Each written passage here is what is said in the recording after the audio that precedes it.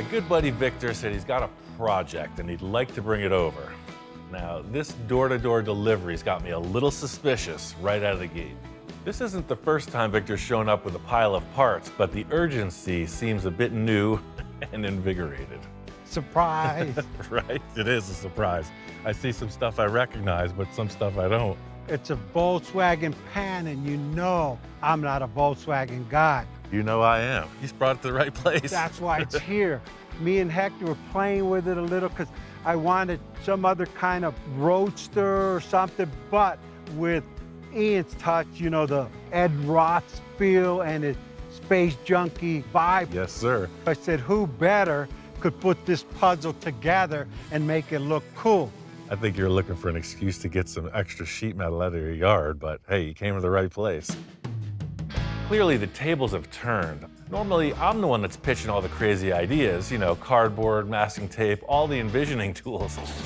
Here it comes. Even in my backyard, the world works in mysterious ways. I see your envisioning tools are hard at work. It's just a wedge, just straight up, looking like a log splitter almost. Just something comes straight down to a sharp blade in the front, huh? This is your name written on it. I mocked this up mainly so I could get my space of where the interior was gonna go and that I fit in it. This here, to me, feels right. The rest is whatever you think. I got some extra parts. If you could use them, you use them. Always with Victor's pile of parts, I'm seeing things that I recognize, but he's always got that wild card he throws in. I never know when it's gonna strike.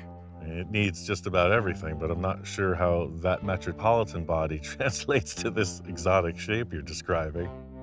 I think these little Metropolitans are awesome cars. It's just like for customization potential, there's not really a lot going on there, but hey, you gotta start somewhere.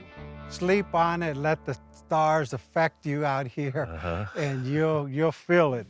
Ladies and gentlemen, he has a dream, and the knucklehead to fall through with it.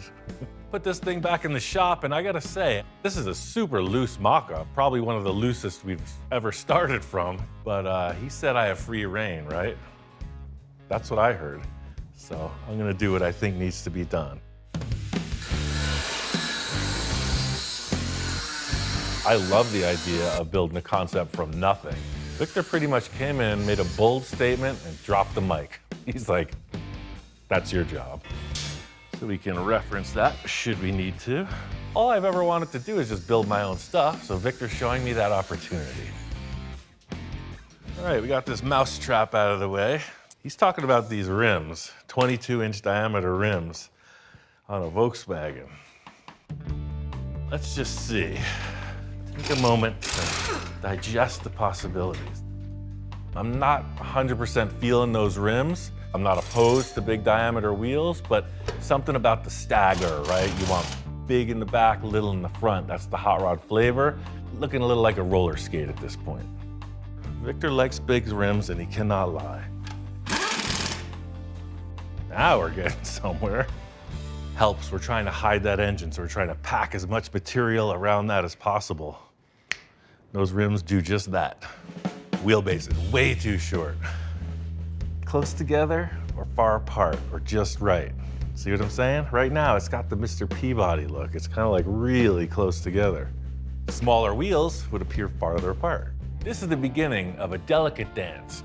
Stacking parts, arranging parts, moving them around, and at this point, your guess is as good as mine. See, when I saw the Metropolitan body, I knew I wanted to wedge the front of it down to get it as low as possible, and man, it's got that kind of a wedge shape already. I know the wheelbase is gonna be longer. How much longer? I have no clue. As much as I like that tire centered in the fender well, I think the back of the car should move as far forward as possible. Tuck it right to that engine, I think. It's the moment of truth. Weirdo-rama. Oh no. That is kooky. All of a sudden, it looks really, really tall at this point with that fin stuck on there. Let's see if we can make this door hinge and look as low as possible.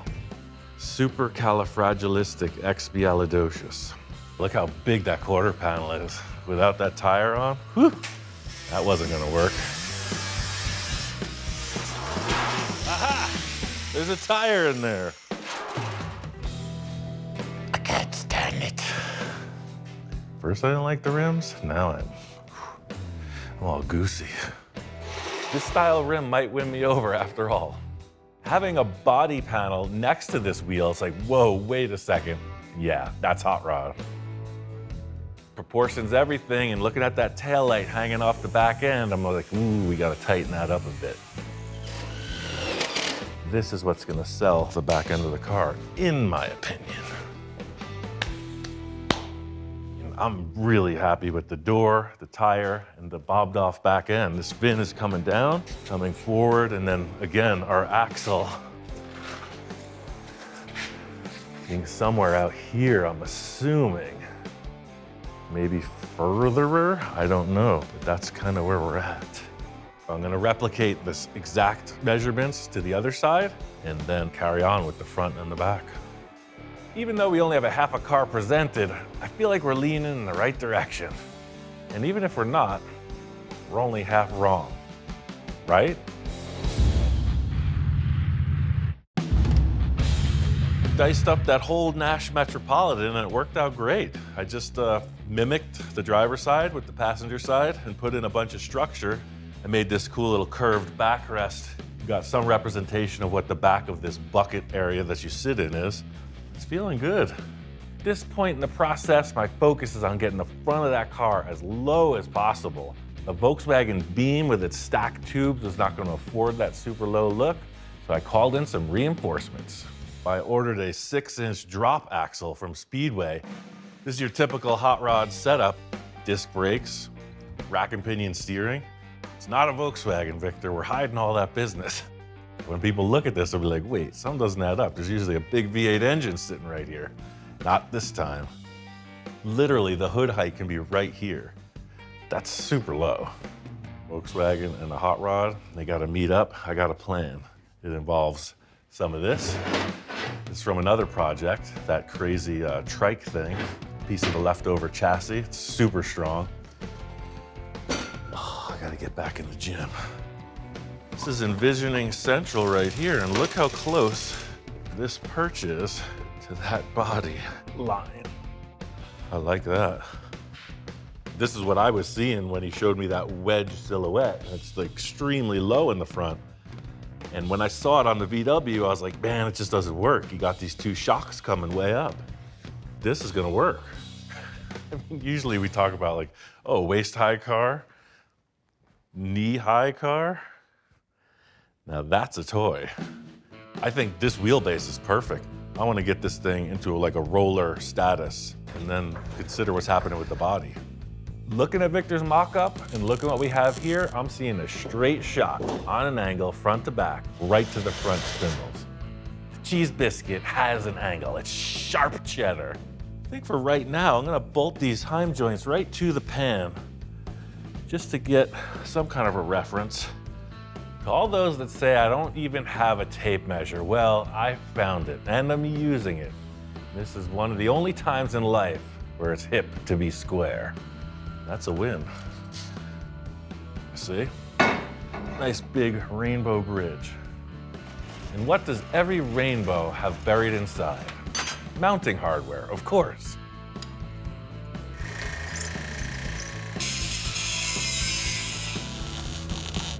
Boom.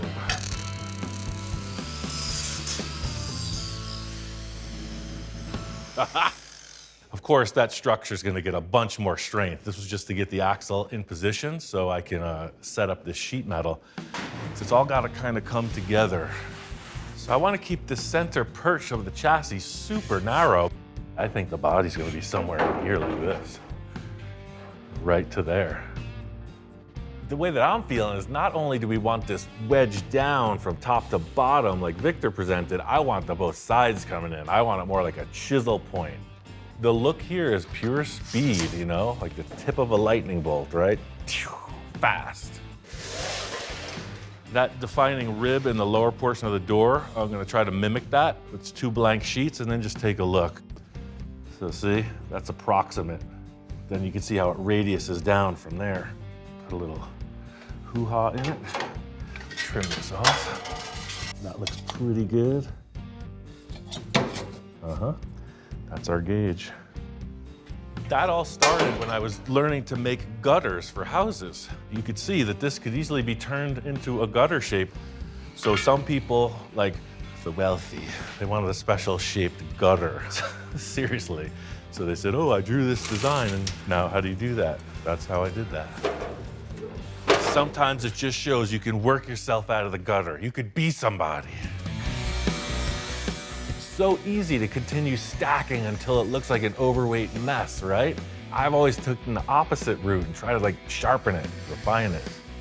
A lot of times you end up with a much smaller interior than expected. Looks better already, baby.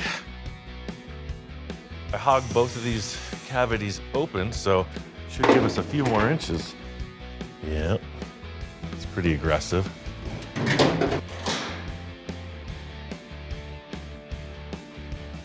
Looks good from here.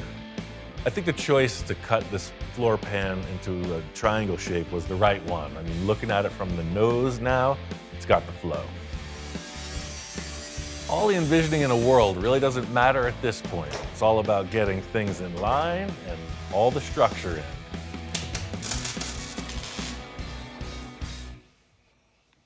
Goes from like thin body, and then the body comes in, it's just totally not a Volkswagen, something very different.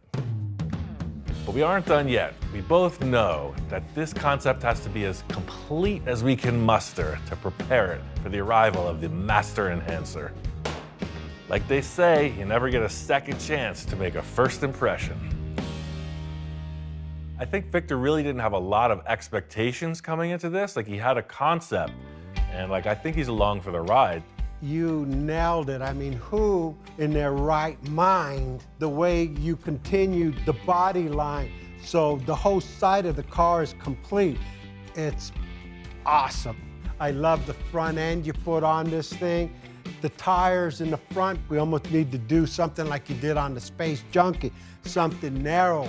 That's what's bugging me also. It looks like it's got two giant mitts coming at you. Look how light the front of the car looks now. I mean, look at that. You got a wedge coming right after you with wings coming out. So it's like, what the heck's this guy doing? It's got to be Ian stuff. I just need a little bit more beat, but I got what you're trying to tell me. There's your speedster, right? For sure. There's something to be said for just falling into the groove. We're in line with the rims. We're in line with the general direction the body's taking, and I mean, just carry on. I brought you all this stuff again. You know me, I'm a collector of fine art. This is fine art. And no mock-up would be complete without Victor introducing an entire onslaught of new parts to add to the mix. Use what you want. I got different kinds of headlight, tail light, headlights, tail light, grills and stuff. That's Pomona at its best. I like what he's putting down here. You know, all these parts, they speak volumes, you know, atomic age, retro future, space travel. These are sweet. You even know what these are from? No. They're huge. They're from Pomona, that's all I know. Yeah. I'm not one to be completely upstaged by Victor. I'm always collecting stuff too, and I got a few things to throw in the mix as well. Check this out. Wow. War of the Worlds, man. That's my favorite movie. Right? Come on. That'd be some good sunglasses for you. That's cool. Right? Just raise them up maybe 3 or 4 inches. So the car's going so fast, right? You wouldn't be like going into the wind like that. You'd be like squinting, trying to go into the wind. I'm glad you love these headlights because I felt like that was going to solve it. You can work on the rims, but the issue with the hood, I'm seeing more of a rounded edge like you would see on most 50s cars, you know? Contour in here. I got Zephyr hoods. I bring you one, you cut it to size, and you got your contour. A Lincoln Zephyr hood is really a special part in the hot rod and custom world. You really can't get them. So to throw this in the mix is pretty daring. So you got your VW, you got your Metro, you got your Studebaker, you got your Speedway, and then you got your Zephyr. It's a magic number. And the Edsel. 6. I like how this is stacking up. The part stash just keeps going and going. I mean, you talk about throwing in the kitchen sink. This is like the 1980s Honda spoiler on the trunk. He leaves nothing out for the trash. That's like some Star Trek lines right there. Actually, it goes better that way. Yeah, you're kind of freaking me out, man. My mind is spinning on this back end now. I got some concepts, but I want to come down to your place and pick up that hood, because that, to me, it feels like a solution, the Zephyr hood. Just keep doing what you're doing. Continue on that journey, because I'm with you. This is music to my ears, you know, the synchronicity of ridiculousness. Victor is on track for success. This is exactly where I want it to be. I mean, look at the great shape. It's just not even triangular anymore. It's just like graceful, like a boat. I mean, Zephyr's a beautiful car. It's a good candidate for our butcher job. I am dying to put the front axle on this just to look, but we're not running those tires. The openings won't allow the radius arms to go in, but I mean, the body shape to me, feeling it. There's still a big issue of missing car on the back of this project. The only thing that's in the way in the back is this fan shroud. I have to work around that, otherwise I could do anything I want. But I want something kind of exotic. The Nash Metropolitan is a very flat, draped piece of sheet metal. 54 Chevy has the same look, just a nice round deck lid. I was thinking maybe about that. I also remembered I had some VW Type 3 deck lids, so I put that on there. And it's like, well, that looks like the back of a car to me. It's got a cool shape to it. I think it needs something more than just that. Like, what does it do? Just go straight down in the back and then a couple taillights? That doesn't look very interesting to me. I want it to look like more exotic, you know? When you look at it from the back, it doesn't look like any other car. I had a lot of consideration about what to do on the back of this, you know? Anything goes, but what do I have on hand? I had another one of these, same unit, right? What if you just put them together like this? Look, they match. That's like the back bumper of a UFO, if I'm not mistaken. This is pure sculpture at this point. That's my favorite thing to do, so it only follows that that's all I think about 24/7, right? Just might work. I love how it's like a super exaggerated roll pan. I love the orientation of the fins and this curve right here. So it's coming in your eye, it's coming down and back up right here. We're talking about the wedge, right? So it's like from here to there. Just gotta come up a little bit more.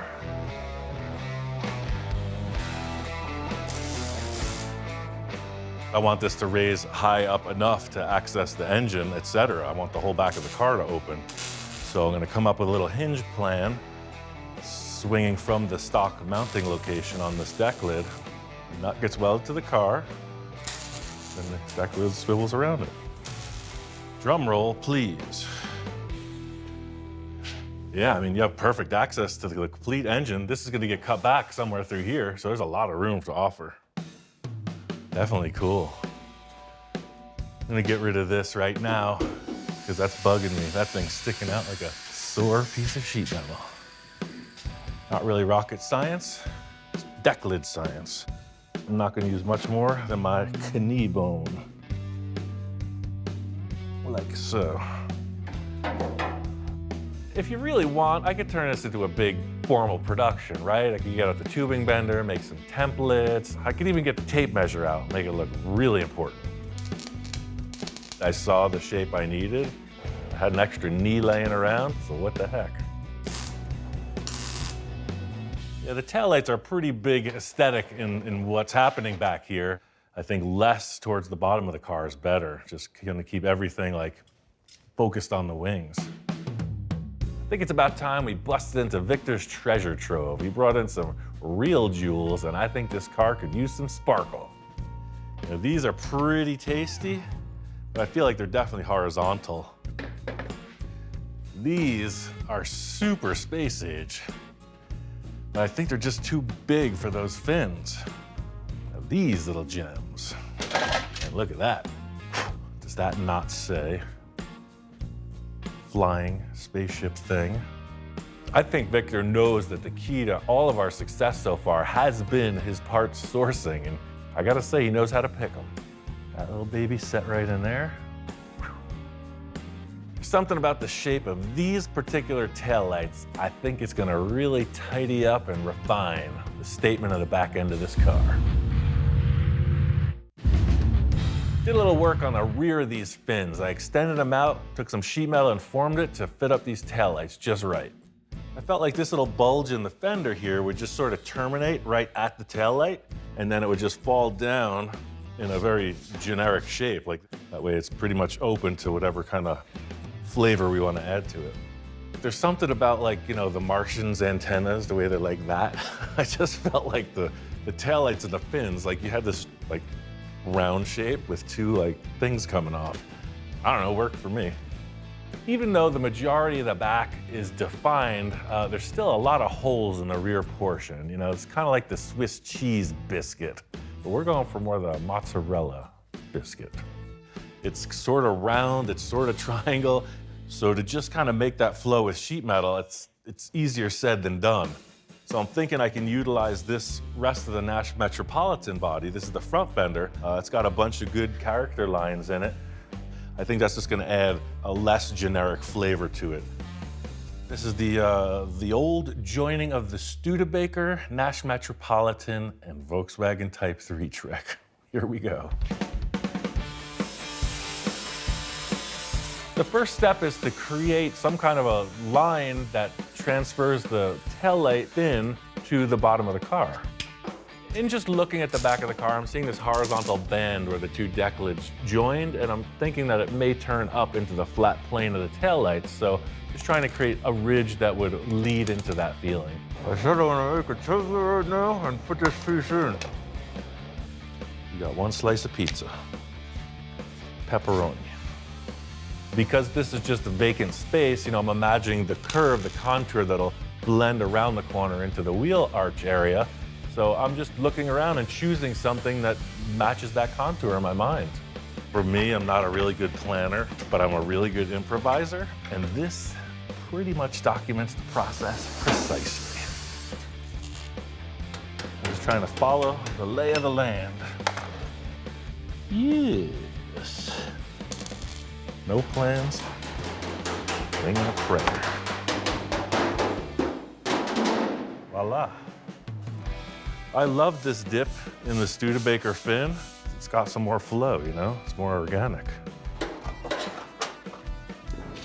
Name the state. Start it right where it fits the best. I'm gonna begin the mutilation process.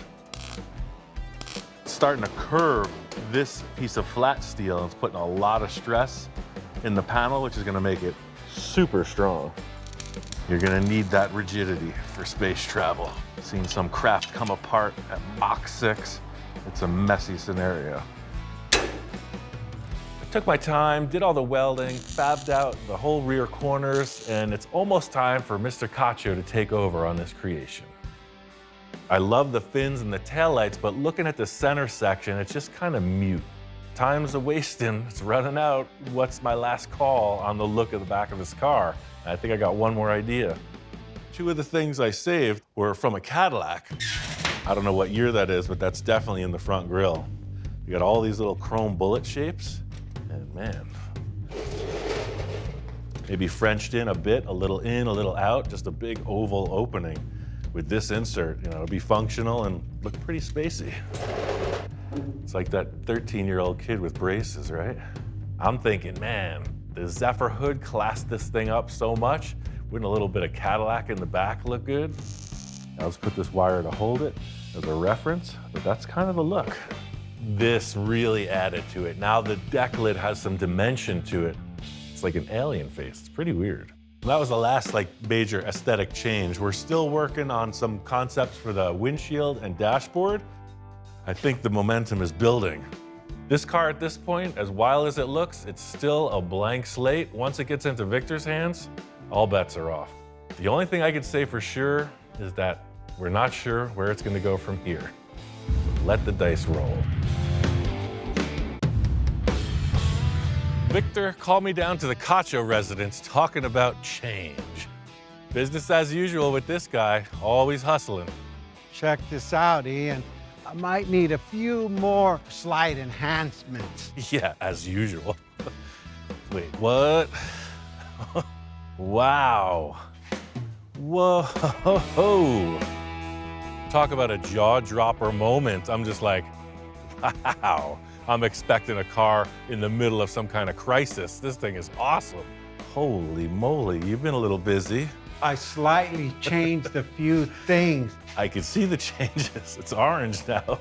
You wanted a cheese biscuit, you got it. It's done. It's finished. It's beautiful. It's even orange, like sharp cheddar. I love how you changed the fins, because you kept saying like the grill looked like an angry rat with the ears sticking up in the fins or something, but this totally fixed it. One major change in the back was the taillights are disappeared. He rounded off, and I gotta say, good call, man. It looks smooth. It defines its own look, right? I mean, tell me when you've ever seen that before. Never. It looks great. I just wondered, like, you know, what are you gonna do for taillights? I got taillights. just I'll didn't never put it in. live that down. Everywhere I go, where the taillight. Stay there. I don't want to take that heat anymore. Taillights. Oh, right on. Stealth mode. I think the car is a little bit of everything. It's futuristic. It's definitely got street rod vibes. The classic panel shapes of the old cars we used are represented, so it's kind of a mashup. It's its own thing. Victor fires it up and tells me to jump in, and I'm like, where? There's no room in this thing.